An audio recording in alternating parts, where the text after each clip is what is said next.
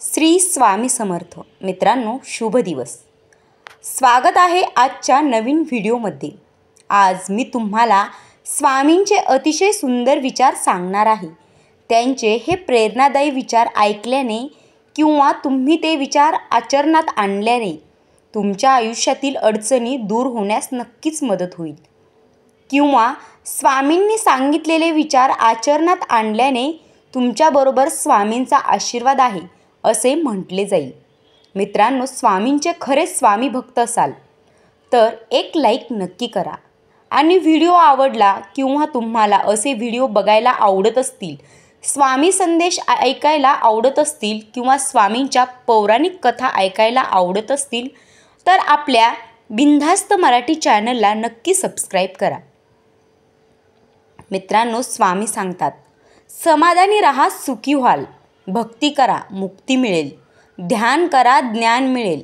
प्रार्थना करा, प्रगती होईल. मीपणा सोडा, मोठे व्हाल. सहाय्य करा, सोबत मिळेल. दान करा, धन मिळेल. त्याग करा, आत्मानंद मिळेल. श्रम करा, सुख मिळेल. स्वामी म्हणतात, हृदयातल्या मंदिरात अंधार असेल तर घरातल्या देवाऱ्यात दिवा लावून फायदा नसतो.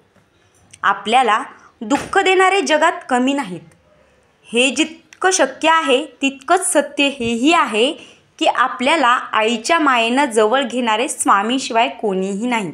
शुद्ध अंतःकरण ठेवून नाम घेतले तर भगवंताच्या कृपेचा अनुभव नक्कीच येईल.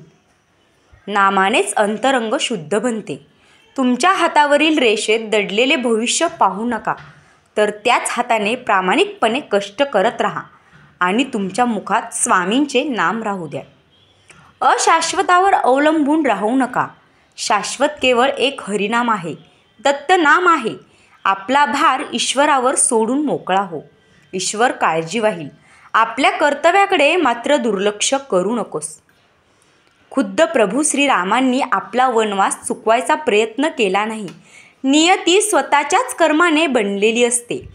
तिला चुकवता येत नाही. पण त्या नियतीच्या तडाक्यातून आपल्या भक्ताला कसं सोडवावं यावर सद्गुरूंचं लक्ष असतं. स्वामी माऊलींचा आधार असला की आयुष्यात कोणत्याही संकटाला सामोरे जाण्याचं बळ मिळतं आणि आशीर्वाद असला की आपण कोणत्याही संकटाला सहज गतीने सामोरे जातो. कोणत्याही कार्यात विजय आपलाच होतो असा अनुभव येतो. मित्रांनो, पौराणिक कथा ऐकायला आवडत असतील तर नक्की चॅनलला सबस्क्राईब करा आणि स्वामींचे सुंदर विचार, उपदेश हे तुम्ही आचरणात आणा. त्यांचे विचार तुम्ही आचरणात आणल्याने तुमचा संसार नक्कीच सुखाचा होईल. धन्यवाद.